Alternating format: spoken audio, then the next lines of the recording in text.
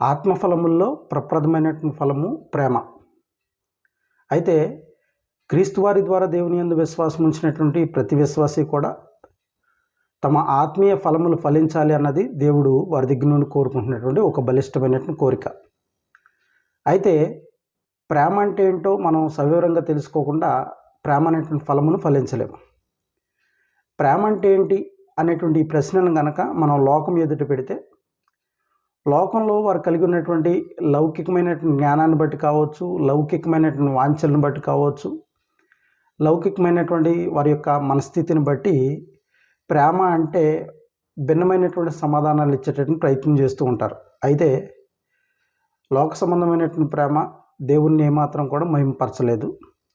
అయితే ప్రేమ అంటే ఏంటి అనేటువంటి ప్రశ్నను గనక బైబిల్లో నుండి దీనికి సమాధానాన్ని వెతికేటటువంటి ప్రయత్నం మనం చేయగలిగితే, పరిశుద్ధ గ్రంథమైనటువంటి బైబిల్ దీనికి ఇస్తున్నటువంటి సమాధానం ఏంటంటే, ప్రేమ అంటే ఇచ్చుట అనేటువంటి సమాధానాన్ని ఇస్తుంది. ఇవ్వడం అనేటువంటి విషయంలో మనం ఆలోచన చేస్తున్నప్పుడు, మరి ఫలములు కోరినటువంటి దేవుడే ఈ ప్రేమ అనేటువంటి విషయంలో సంపూర్ణ నిశ్చయతను కలిగి ఉన్నాడా, లేకపోతే ఆయన మానవులకి ఏమన్నా ఇచ్చాడా అనే విషయాన్ని మనం పరిశీలన చేయాల్సినటువంటి వరమేనా. దేవుడు ప్రేమస్వరూపి అన్నాడు. దేవుడు లోకాన్ని ప్రేమించాడు. ప్రేమ అంటే ఇవ్వడం అనే విషయాన్ని మనం గుర్తిస్తున్నాం.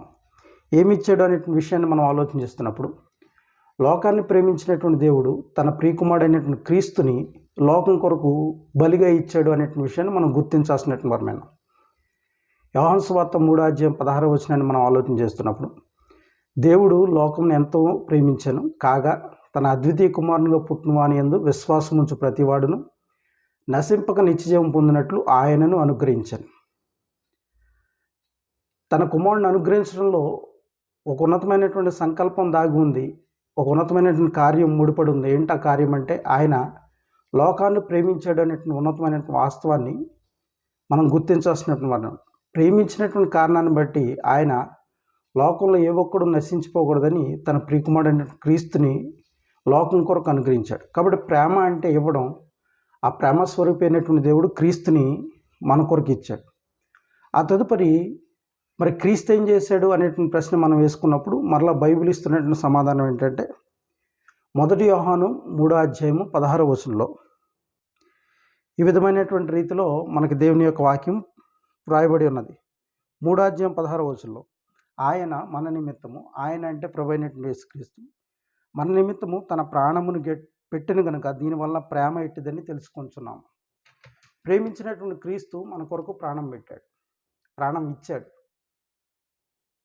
కాబట్టి దేవుడేమో మనల్ని ప్రేమించి క్రీస్తుని బలిగా అర్పిస్తే, క్రీస్తు ఏమో మనల్ని ప్రేమించి తన ప్రాణాన్ని మన కొరకు ఇచ్చాడనే విషయాన్ని గుర్తిస్తున్నాం. మరి ఇదే ప్రేమ మరి మన నుండి ఏం కోరుకుంటుంది అనే విషయాన్ని మనం గుర్తిస్తున్నప్పుడు, ఒకవేళ ఈ ప్రేమ అంటే మనం ఏ విధమైనటువంటి రీతిలో ఈ ప్రేమను మనం చూపించాలి, ఇవ్వగలుగుతామంటే, అదే 1 యోహాను 3:16 ఈ విధంగా రాయబడి ఉన్నది. మనము కూడా సహోదరుల నిమిత్తము మన ప్రాణములను పెట్టబద్దులమై ఉన్నాము. ఒకవేళ మనము మన సహోదరులను ప్రేమించినట్లయితే, క్రీస్తు మనల్ని ప్రేమించి ఏ విధంగా అయితే తన ప్రాణాన్ని పెట్టాడో, అటు రీతిగా మనం మన సహోదరులను ప్రేమించగలిగినట్లయితే వారి కొరకు ప్రాణం పెట్టబద్దులమై ఉన్నామనే విషయాన్ని లేఖనాలు తెలియజేస్తున్నాయి. అంటే ప్రేమ అంటే ఇవ్వడం అనే విషయాన్ని జ్ఞాపకం చేస్తూ, దేవుడు మనల్ని ప్రేమించి తన కుమారుడైనటువంటి క్రీస్తుని మన కొరకు ఇచ్చాడు. క్రీస్తు మనల్ని ప్రేమించి తన ప్రాణాన్ని మన కొరకు ఇచ్చాడు. నేడు దేవుని యందును క్రీస్తు యందును విశ్వాసం ఉంచినట్టు మనము మన సహోదరులను ప్రేమించాలి అన్నది మన ముందున్నటువంటి ఆజ్ఞ. కాబట్టి ప్రేమిస్తే మన ప్రాణం ఇవ్వాల్సినటువంటి వారమైన వారి కొరకు, అంటే వారి కొరకు ఈ లోకంలో ఏ విధమైనటువంటి క్రియ చేయాల్సి వచ్చినా ఆ క్రియను మనం చేయాల్సినటువంటి వారమైన విషయాన్ని జ్ఞాపకం చేస్తున్నాడు. ఇలా ప్రేమించడం ద్వారా లోకంలో ఆయన యొక్క శిష్యులుగా మనం పరిగణింపబడతాము అని చెప్పి ప్రభువైనటువంటి యేసుక్రీస్తు వారు తెలియజేశారు. కాబట్టి ప్రేమ అనేటువంటి ఫలము మనము ఫలించాల్సినటువంటి వారమైనాం. కాబట్టి ఆ ప్రేమ అంటే ఏంటో దైవ గ్రంథం ద్వారా మనకి తెలియజేయబడుతుంది.